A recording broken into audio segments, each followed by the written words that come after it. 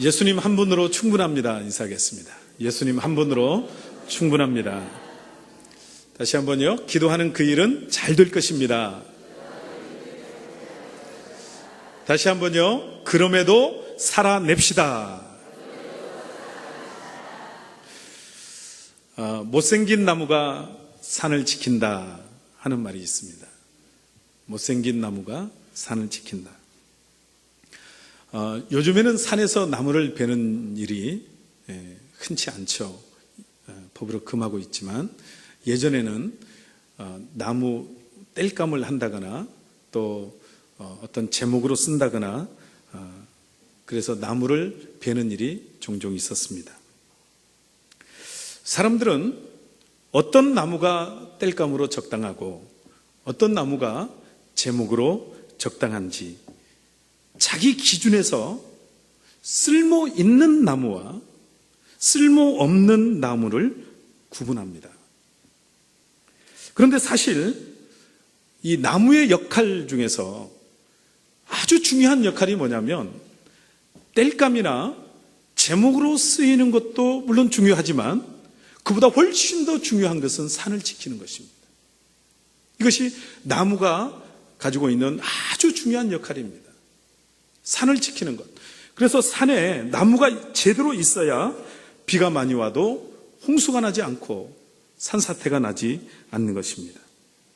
사람들이 쓸모없다고 남겨둔 그 나무가 정작 중요한 역할, 결정적인 역할을 감당하게 된다는 것입니다.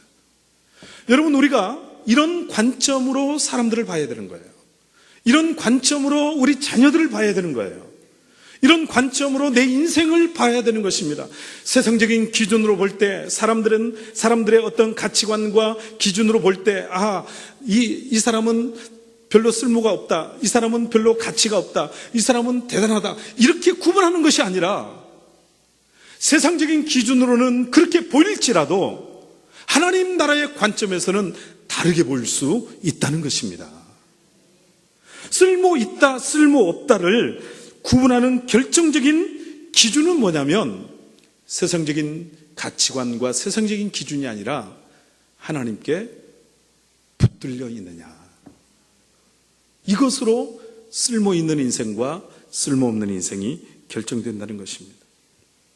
아무리 세상적으로 볼 때는 무가치해 보이고 망가진 것처럼 보이고 다 끝난 것처럼 보인다 할지라도 하나님께 붙들려 있으면 반드시 그 인생은 축복의 주인공이 되고 간증의 주인공이 될 줄로 믿습니다.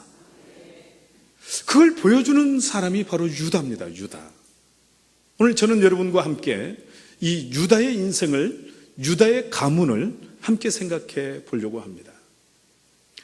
자, 우리가 지금 역대상 2장을 함께 읽었습니다만 원래는 2장 1절부터 55절까지 다 읽어야 됩니다.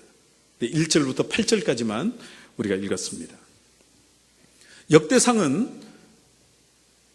족보 이야기죠. 족보 이야기로 1장부터 9장까지 기록되어 있습니다. 그런데 1장부터 9장까지의 이 족보를 크게 두 단락으로 구분할 수 있다면 그것은 1장과 그리고 2장부터 9장이에요. 1장은 어떤 내용이냐면 아담부터 시작해서 이제 셋, 에노스, 그리고 노아, 그리고 아브라함, 이삭, 야곱까지 이 믿음의 족장들에 대해서 쭉 설명을 하고 있습니다.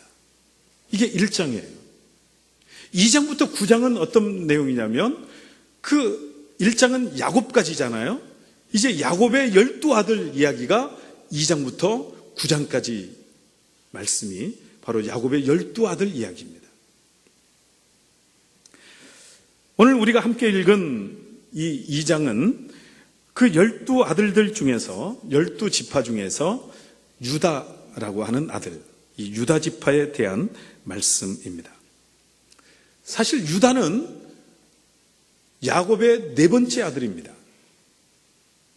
그런데 첫 번째 등장하고 있어요. 자, 1절을 한번 같이 읽겠습니다. 1절. 1절 시작. 이스라엘의 아들은 이러하니 루벤과 시몬과 레위와 유다와 이사갈과 스불론과. 여기에 유다가 네 번째 등장을 하죠. 네 번째 아들이에요. 그런데 3절에 보면 유다의 아들은 에르와 오난과. 이 유다를 맨 먼저 다 제끼고 형들을 다 제끼고 다 새치기를 해서 이 유다를 제일 먼저 기록하고 있습니다. 왜 그럴까요? 이 유다가 제일 중요하기 때문입니다. 그리고 이 유다 지파에 대해서 제일 관심이 많기 때문입니다. 왜냐하면 지금 이 역대상은 바벨론 포로에서 70년 동안 포로 생활을 하다가 돌아온 사람들의 그 삶을, 돌아온 사람들을 위해서 기록한 책이 바로 역대상이라고 말씀을 드렸습니다. 그래서 바벨론 포로에서 돌아온 사람들은 그렇게 많이 돌아오질 않았어요. 거리도 멀고 이미 70년 동안 자리를 이미 다 잡은 거죠. 삶의 터전을 다 잡았어요. 그리고 돌아온들 생활이 보장되어 있는 것도 아니었어요. 그러니까 돌아오기가 쉽지 않았어요. 100만 명이 붙잡혀갔는데 돌아온 사람들은 5만에서 7만 명밖에 돌아오지 않았어요. 소수가 돌아온 거예요. 그런데 돌아온 사람들 대부분이 유다 지파예요. 그리고 베냐민 지파 일부가 돌아왔고 레위 지파 일부가 돌아왔습니다. 그 사람들 5만에서 7만 명이 돌아온 사람들이 대부분이 이 유다 지파에 속한 사람들이 돌아왔습니다.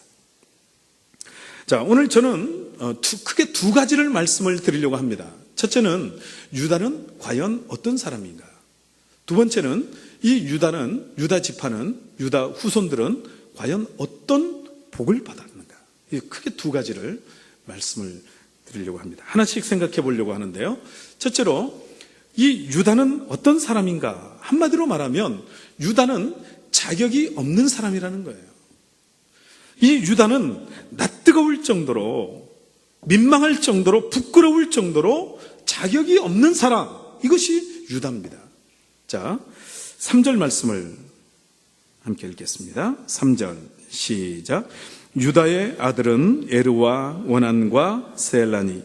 이 세 사람은 가나안 사람 수아의 딸이 유다에게 낳아준 자요, 유다의 맏아들 에르는 여호와 보시기에 악하였으므로 여호와께서 죽이셨고.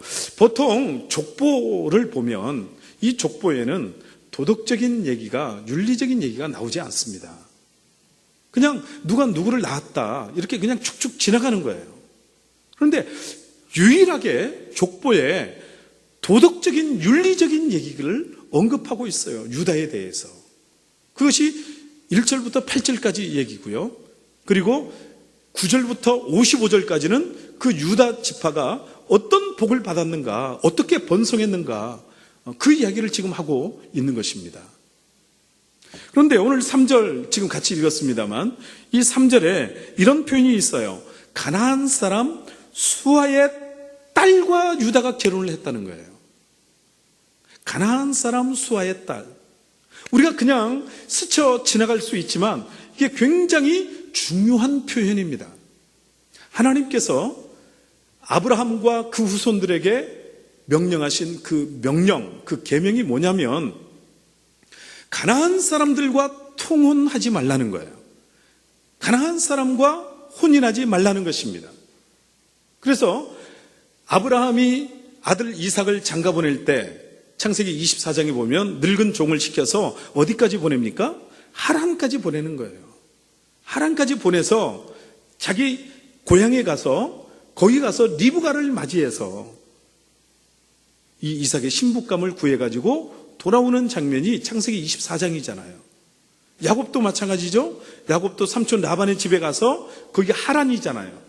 그곳에 가서 신부감을 맞이해가지고 결혼해서 돌아오잖아요. 가나안 사람과 결혼하는 것이 하나님의 뜻이 아니었어요. 금하셨어요. 가나안 사람은 우상을 숭배하는 사람이기 때문에 믿지 않는 우상을 숭배하는 사람과 혼인으로 섞이는 것을 하나님은 아주 싫어하셨어요. 그런데 유다를 보세요. 유다는 간땡이가 부은 사람입니다. 지금 이 유다는 가나안 사람 수아의 딸과 결혼을 했다 그랬어요. 이 유다는 야곱 자손 중에서 세속화에 제일 앞장섰던 인물이 유다예요. 여러분, 구약에서 야곱의 집안은 무엇을 의미하느냐면 하나님의 나라를 의미합니다. 야곱의 집안은 신약시대의 교회를 의미합니다. 그런데 이 유다는 교회를 박차고 뛰어나가서 하나님의 나라를 박차고 뛰어나가서 자기 마음대로 결혼을 했던 유일한 사람이에요. 최초의 사람입니다. 여러분, 유다 지파의 머리가 되는 이 유다가 교회를 뛰쳐나간 탕자였다는 거예요. 하나님의 나라를 뛰쳐나간 탕자였다는 것입니다. 얼마나 부끄럽습니까? 얼마나 낯뜨겁습니까? 뿐만 아니라 이 유다는 며느리와의 관계에서 자식을 낳은 사람입니다. 베레스와 세라를 낳았습니다. 교회를 박차고 하나님의 나라를 박차고 나갔던 탕자였고, 그리고 며느리와의 관계에서 자식을 낳았던 사람이었습니다. 여러분, 그러니 이 유다의 집안이 온전하겠어요? 그리고 오난, 세라, 세 아들이 있었는데 세 아들 중에서 두 아들이 죽잖아요. 엘과 오난이 죽습니다. 이 집안이 온전할 수가 없는 거예요. 집안이 파탄났습니다. 유다 때문에 이 집안이, 이 가정이 다 무너졌어요. 그런데 오늘 하나님이 이 유다의 집안을, 유다의 가정을 회복시키고 있습니다. 도저히 회복의 기미가 보이지 않던 사람이에요. 도저히 회복의 가능성이 보이지 않던 사람인데 이 유다가 회복되기 시작합니다. 어떻게 이 유다가 회복되고 있는가? 이 유다가요, 자기 인생에 큰 각성이 일어납니다. 영적인 큰 각성, 크게 깨닫게 됩니다. 언제 이 유다가 그렇게 깨닫게 되느냐? 다말 사건 때문에 그렇습니다. 다말은 며느리죠. 이 며느리와 관계에서 베레스와 세라를, 쌍둥이를 낳았어요. 이 사건이 이 유다를 크게 각성시키게 된 계기가 된 것입니다. 조금 설명이 필요한데요, 유다에게 세 아들이 있었다고 말씀을 드렸습니다. 엘, 오난, 세라. 어떤 사연이 있었는지는 모르겠지만 하나님 보시기에 악했기 때문에 엘이 죽어요.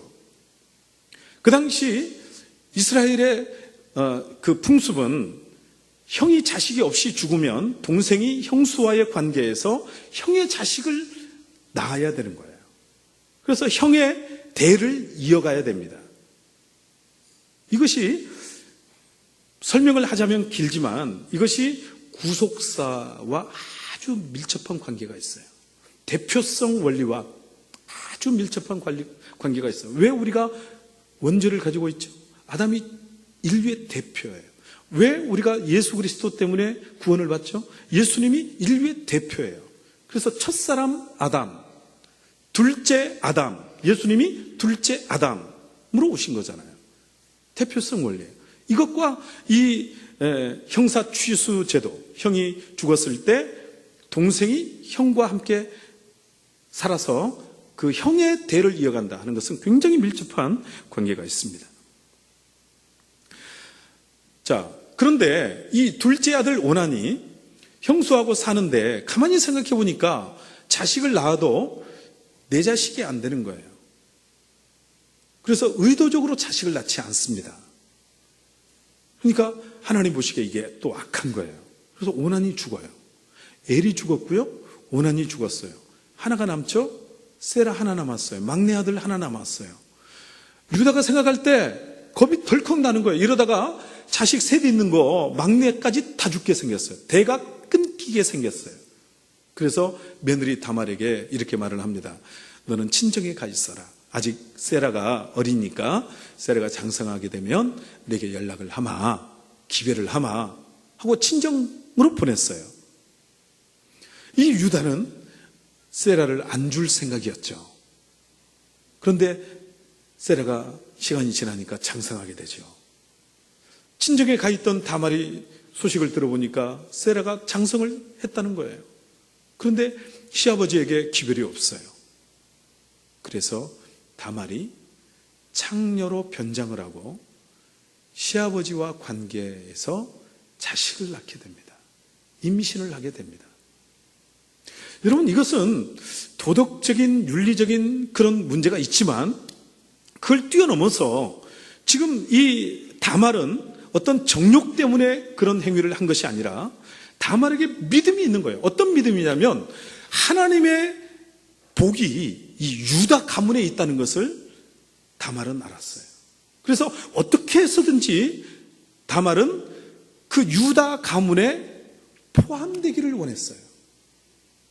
이것이 오늘 설교와 관련해서 아주 중요한 원리입니다. 여러분, 이 다말은 수단 방법 가리지 않고 어떻게 해서든지 그 하나님의 복, 하나님의 복이 있는, 하나님의 계획이 있는 그 유다 가문에 포함되기를 원했어요. 포함. 정욕 때문에 시아버지를 유혹한 것이 아니라 그 가문에 포함되기 위해서 시아버지와 관계에서 임신을 하게 됩니다. 유다는 그걸 몰랐죠. 유다는 며느리인 줄 몰랐죠. 유다가 소문을 들어보니까 다말이 임신을 했다는 거예요. 며느리가 임신을 했다는 거예요. 그때 유다가 불같이 화를 내게 됩니다. 크게 진노하게 됩니다. 창세기 38장 24절에 보면 이렇게 말씀합니다. 함께 읽어보실까요? 시작. 석 달쯤 후에 어떤 사람이 유다에게 일러 말하되 내 며느리 다말이 행음하였고 그 행음함으로 말미암아 임신하였느니라. 유다가 이르되 그를 끌어내어 불사르라. 유다가 며느리가 임신했다는 말을 듣고요, 불같이 화를 냅니다. 끌어내서 불태우라는 거예요. 불태워 죽이라는 거예요. 그러니까 여러분, 이걸 뒤집어서 생각해 보세요. 다말은 불태워 죽을 수도 있지만 목숨을 걸고 그 행위를 한 거예요. 그럼 목숨보다 더 귀한 것이 어디 있겠어요? 그러니까 다말은 이것은 단순히 어떤 정욕의 문제가 아니라 믿음의 문제였다는 거예요. 믿음으로 그 가문에 내가 포함되기를 원했던 것입니다. 이때 다말이 이렇게 말을 합니다. 그 유다에게, 시아버지에게 징표를 보이죠. 이 끈과 도장과 지팡이의 주인이 나를 임신하게 했습니다. 여기서 이 끈은 찌찌트라는 말인데 히브리어에 술이에요. 술. 이 옷에, 겉옷에 내 귀퉁이에 이 매듭으로 지어진 술이 있었는데 그 술을 준 거예요. 그 끈을 준 거예요. 끈과 도장과 지팡이의 주인이 나를 임신하게 했습니다. 유다가 가만히 보니까 그게 자기 거예요. 자기 거. 그러고 나니까 유다가 38장, 창세기 38장 26절에 유다가 이렇게 말을 합니다. 유다가 그것을 알아보고 이르되, 따라서 하겠습니다. 그는 나보다 옳도다. 그는 나보다 옳도다. 지금 유다가요, 노발대발했어요. 다말이 임신했다는 말을 듣고 그럴 수가 있느냐는 거예요. 노발대발해서 끌어내서 당장 불살라 죽여라. 고통을 치고 있는데 이 다말이 이 물건의 주인이 나를 임신하게 했습니다. 그렇게 딱 말하니까 딱 그 물건을 알아보고 뭐라고 말을 해요? 그는 나보다 옳도다. 무슨 얘기죠? 죽어야 할 사람은 나라는 거예요. 불태워져야 할 사람은 나라는 거예요. 내가 죽어야 된다는 거예요. 내가.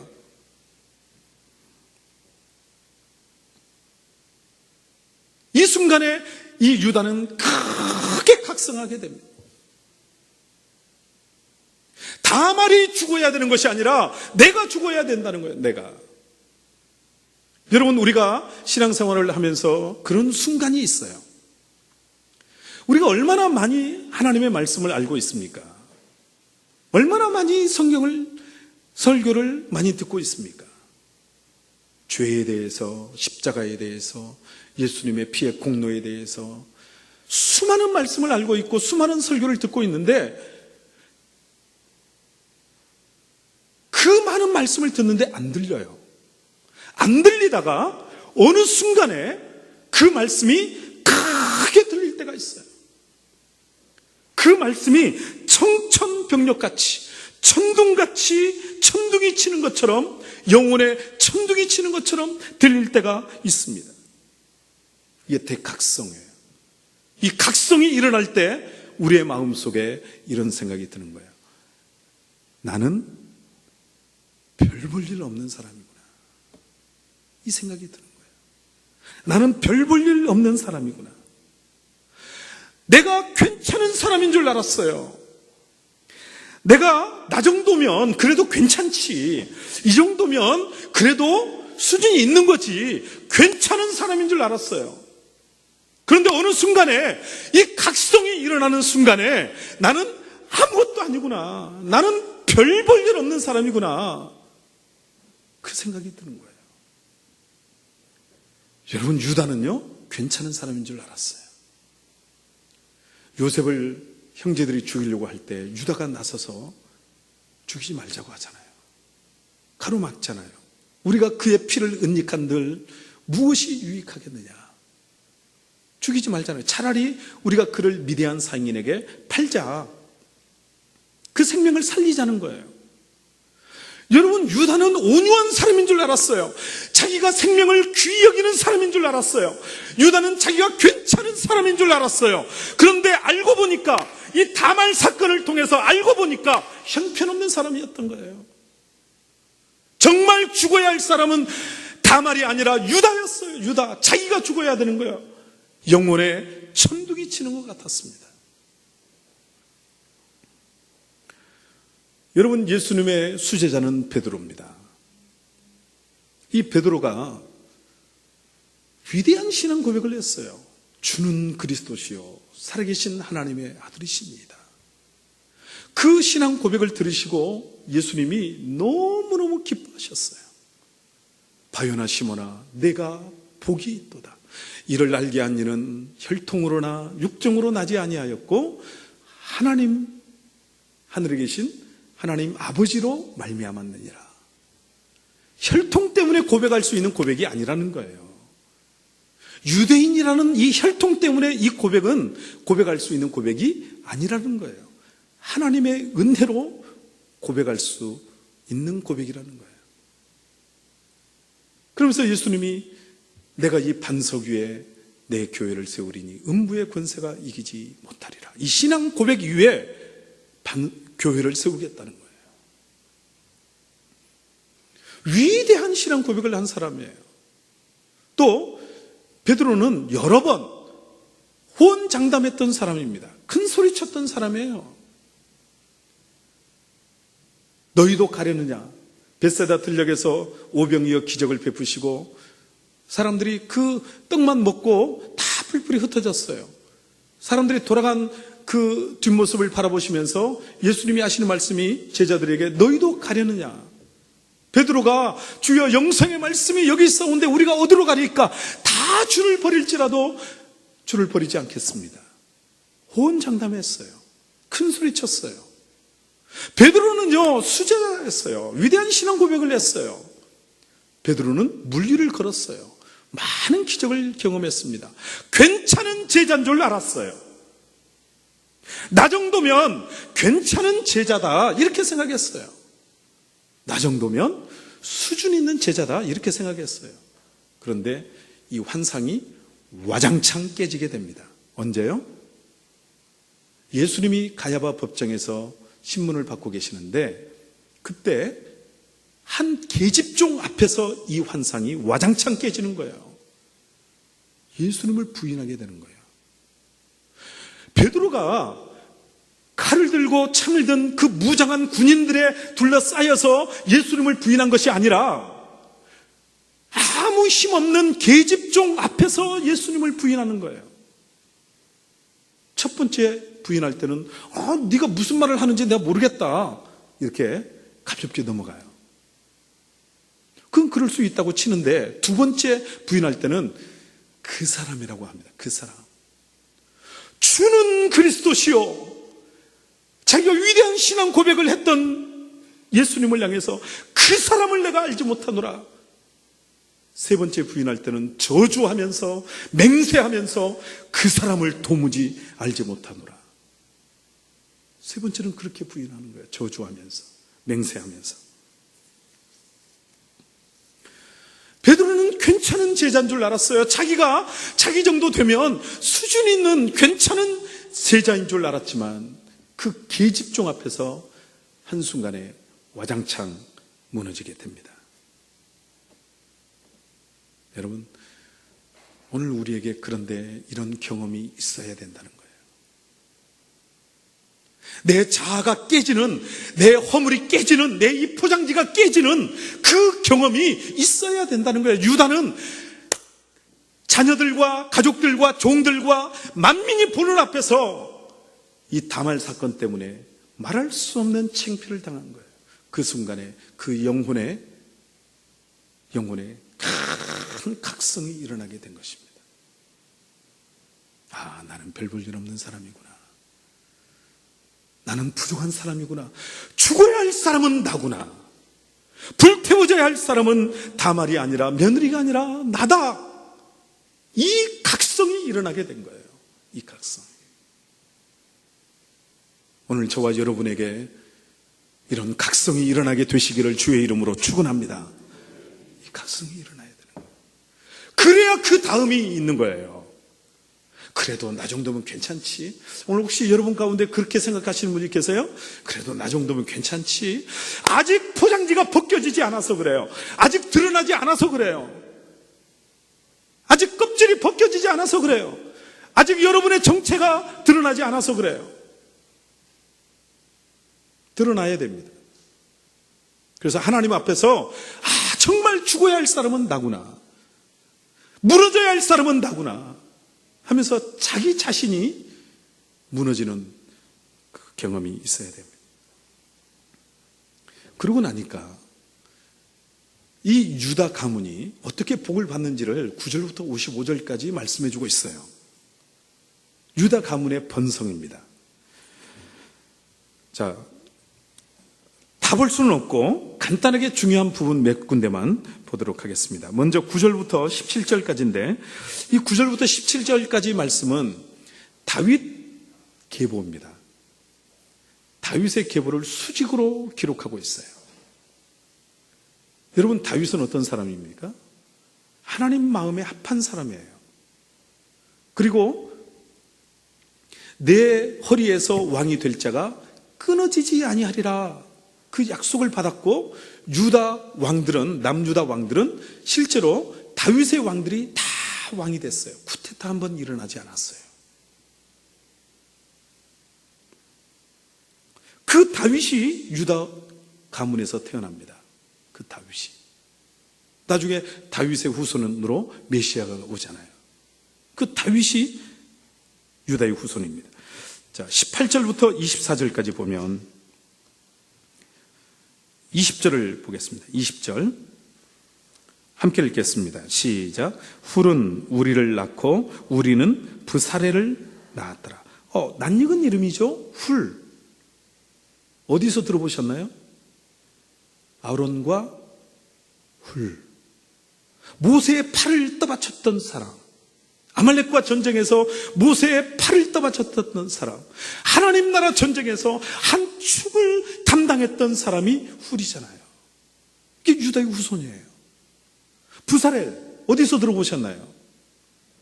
모세가 광야에서 성막을 지을 때 하나님께서 이 부사렐과 오홀리압에게 성령으로 충만하게 하시고, 그리고 성령으로 충만하게 하시니까 공교하게 했어요. 그 손을 공교하게 해서 그 성막을 짓는 일에 탁월하게 그 일을 감당하게 했습니다. 이게 부사렐과 오홀리압이에요. 에어컨을 조금 실내가 더운 것 같아요. 부채 붙이지 마시고요. 에어컨을 조금 더 틀어드리겠습니다. 자, 22절을 보시겠습니다. 22절 읽겠습니다. 시작. 스굽은 야일을 낳았고 야일은 길르앗 땅에서 23성읍을 가졌더니, 여기 길르앗 땅은 원래 유다 자손들에게 주어진 땅이 아니에요. 유다가 분배받은 땅이 아니에요. 그런데 이 길르앗 땅을 차지하는데 23성읍을 가졌다는 거예요. 큰 성읍을 가진 거예요. 큰 땅을 소유하게 된 것입니다. 그만큼 이 유다의 자손이 번성했다는 것입니다. 자, 33절, 34절을 읽겠습니다. 33절, 34절 시작. 요나단의 아들들은 베렛과 사사라.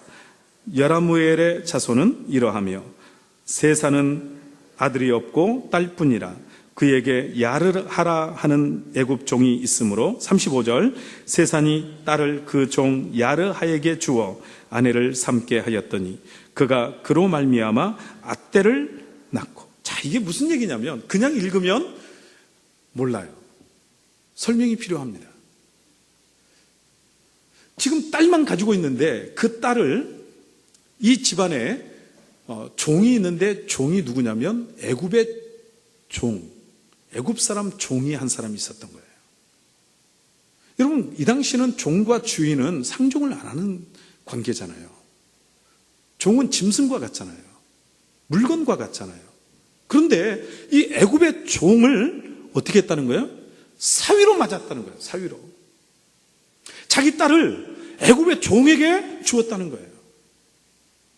여러분, 이것은 그 당시 사회적인 통념, 그 당시 사회적인 한계를 뛰어넘는 행위예요. 여러분, 이것은 그만큼 믿음과 영성이 뒷받침되지 않으면 할 수 없는 행위예요. 다윗이 사무엘하 18장에 보면 요압, 아비새 그리고 가드 사람 이때에게 군사를 맡깁니다. 요압, 아비새에게 군사를 맡기는 것은 이거는 얼마든지 할 수 있는 거예요. 그런데 가드 사람 이때예요. 가드가 어디예요? 블레셋의 5대 도시 중에 하나예요. 누구예요? 골리앗 장군이, 골리앗의 고향이 가드잖아요. 골리앗 출신, 가드 사람 골리앗. 그런데 그 블레셋 사람을 자기 사람으로 만들어서 그 사람에게 군사를 맡긴 거예요. 여러분, 이것은 다윗이 영성과 믿음이 뒷받침되지 않으면 할 수 없는 일이에요.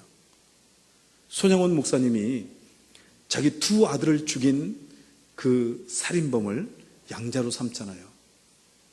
여러분, 이것은 믿음과 영성이 뒷받침되지 않으면 할 수 없는 일이에요. 아무나 할 수 있는 게 아니에요. 종을 사위 삼았다. 이것은 그 당시 사회 통념을 뛰어넘은 거예요. 사회적인 한계를 뛰어넘은 것입니다. 영적으로 성숙한 사람이 아니면 할 수 없는 일입니다.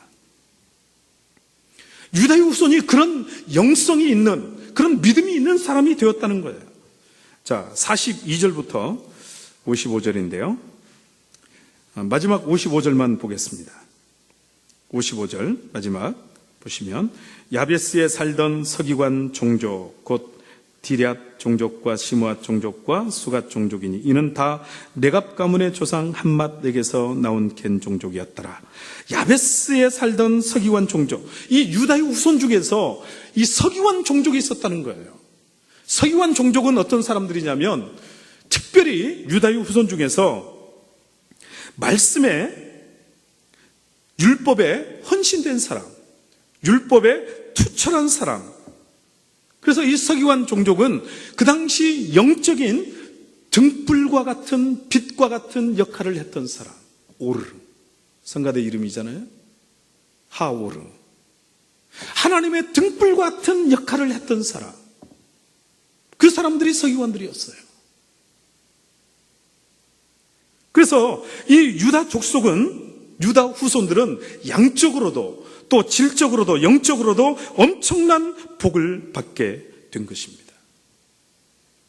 여러분, 오늘 이 역대상 2장 1절로 55절까지 긴 말씀이고, 그리고 읽어도 우리가 기억도 못할 그런 생소한 이름들이 쭉 나열되어 있는, 읽어도 알지 못할 그런 말씀이지만 어렵지 않아요.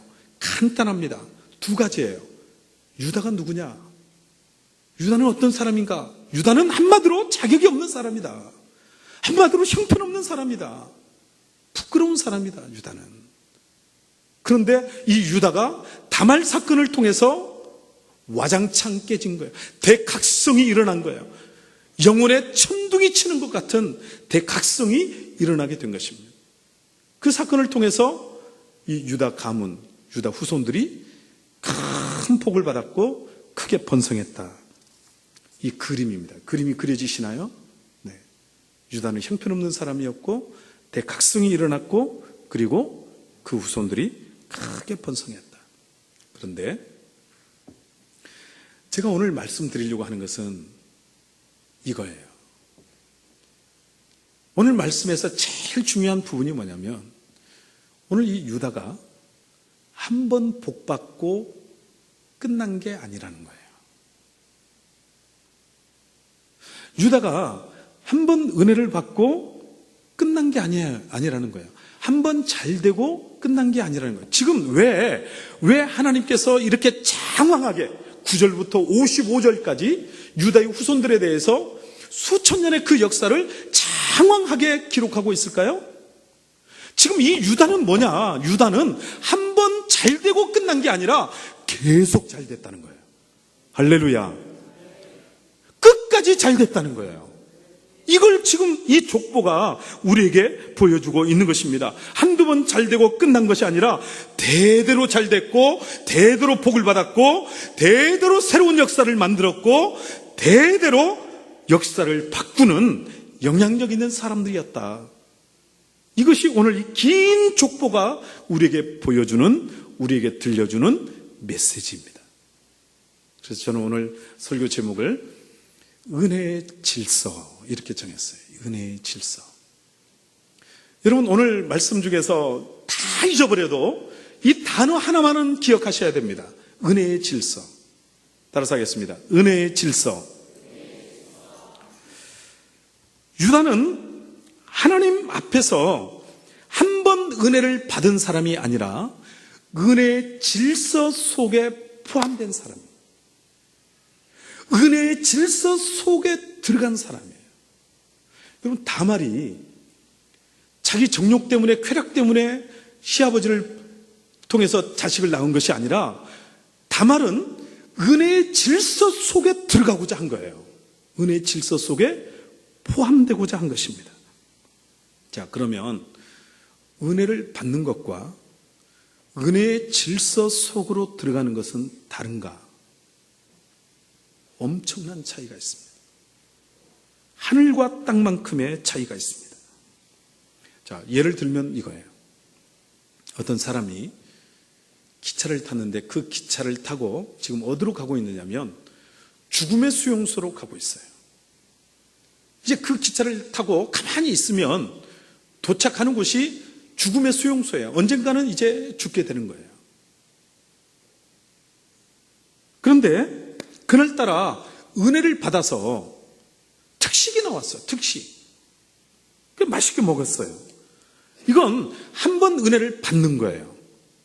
그런데 은혜의 질서 속으로 들어가는 것은 뭐냐면, 그 죽음의 수용소로 가게 되는 그 기차를 바꿔 타는 거예요.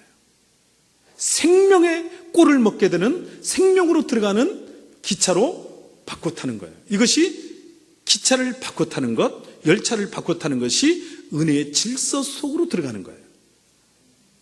자, 예를 하나 더 들어보겠습니다.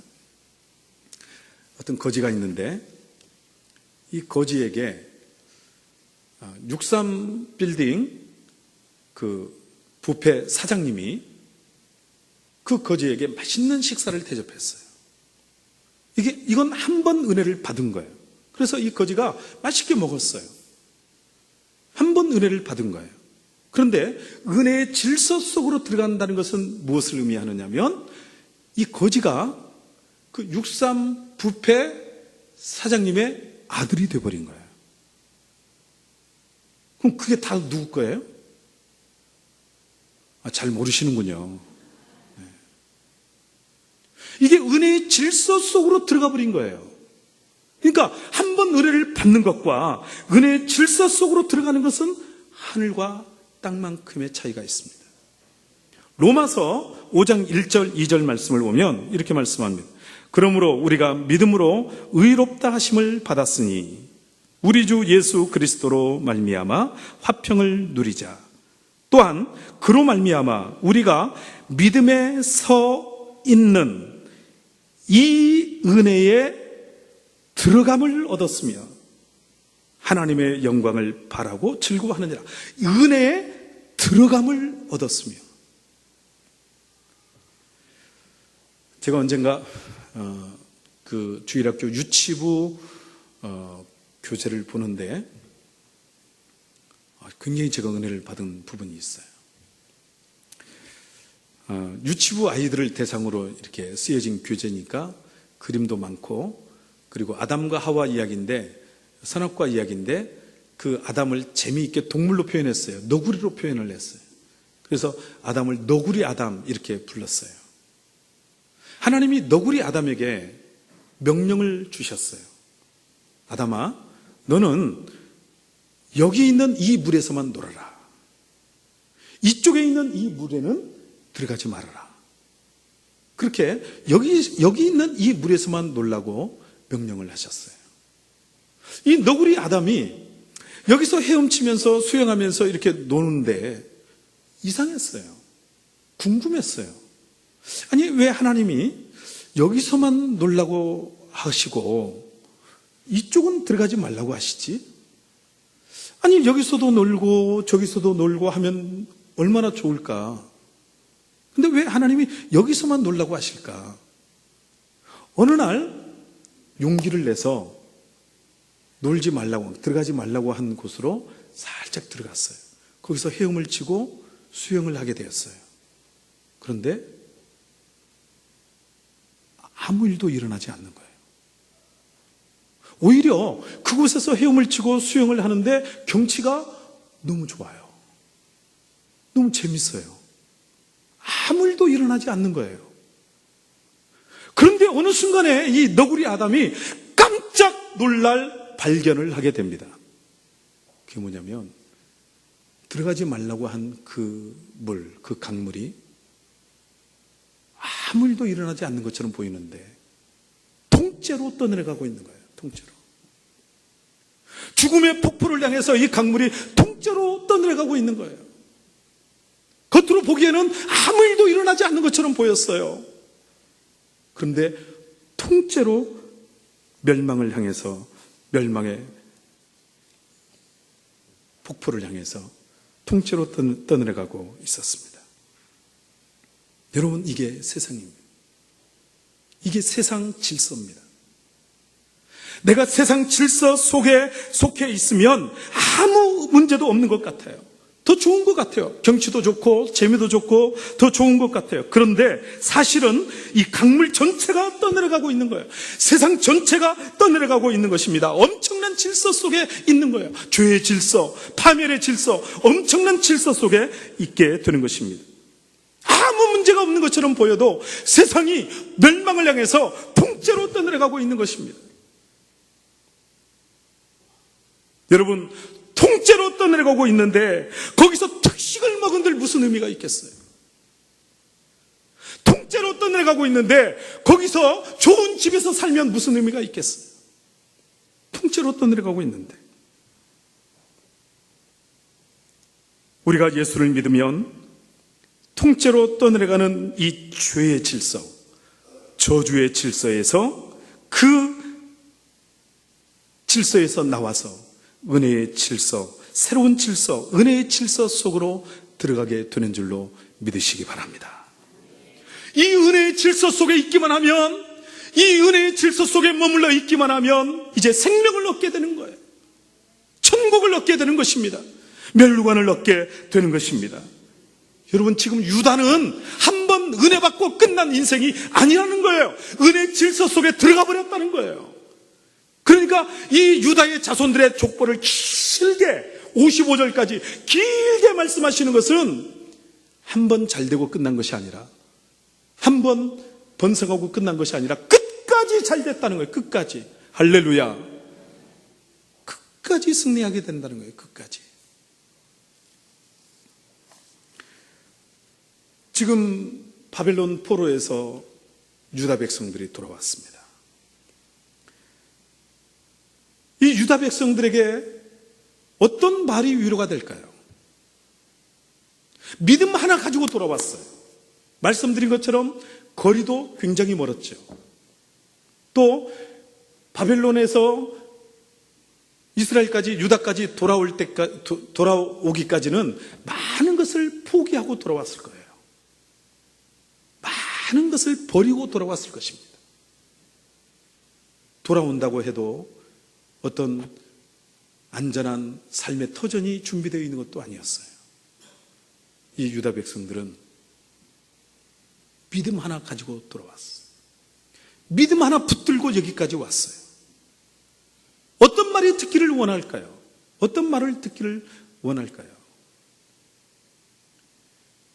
이 유다 백성들에게 지금 하나님께서 말씀하시는 메시지가 뭐냐면, 걱정하지 말라는 거예요. 너희 눈에 보기에 지금 삶이 터전이 황폐한 것처럼 보이고, 너희 눈에 보기에 보이는 것이 초라하고 손에 잡히는 것이 없다 할지라도 너희는 걱정하지 말라는 거예요. 너희는 큰 은혜의 질서 속에 들어간 인생이라는 거예요.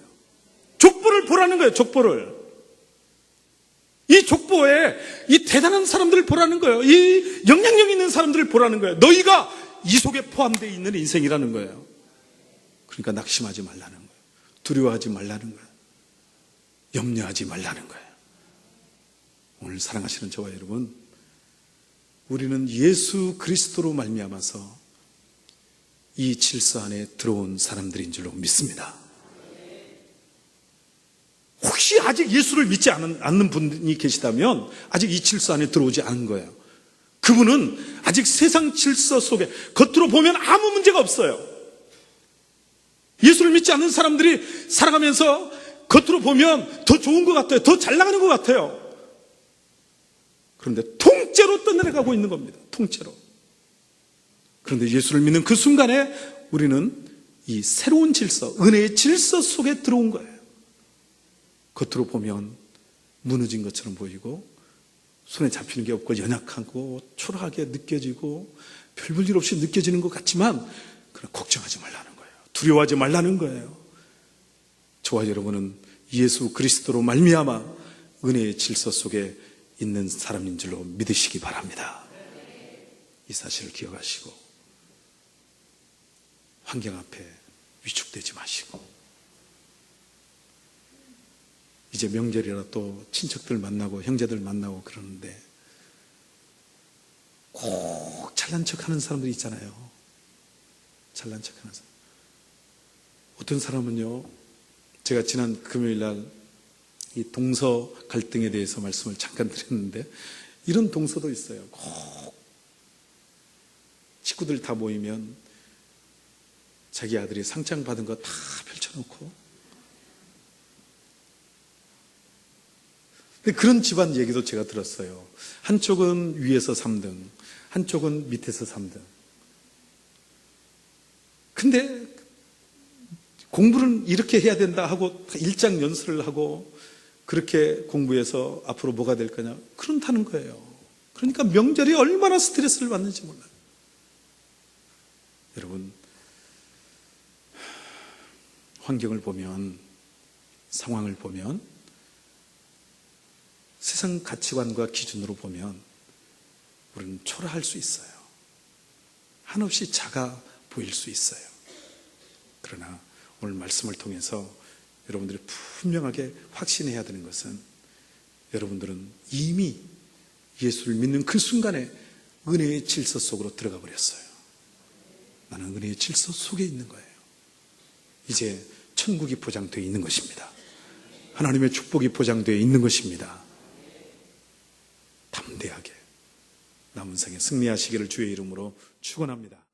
독생자를 보내시기까지 우리를 사랑하신 하나님 아버지의 만극하신 사랑하심과 은혜의 질서 속에 포함되도록 내주하시고 교통하시고 섭리하시고 역사하신 성령님의 내주 충만 인도 역사하심이 오늘 예수 그리스도로 말미암아 우리의 삶이 은혜의 질서 속에 들어와 있다는, 포함되어 있다는 이 놀라운 사실을 말씀을 통해 확신하고 세상적인 가치관, 세상적인 기준으로 볼 때 작고 초라하고 보잘것없다 할지라도 이 말씀을 붙들고 이 말씀을 확신하고 끝까지 달려가며 끝까지 사명을 감당하며 끝까지 흔들리지 않고 믿음을 지키기를 말씀 앞에 결단하고 다짐하고 돌아가는 모든 주의 백성들 머리머리 위에 두고온 가정, 사업, 직장, 자녀들 위해 몸된 교회와 이 민족 위에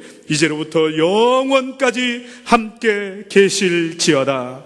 아멘.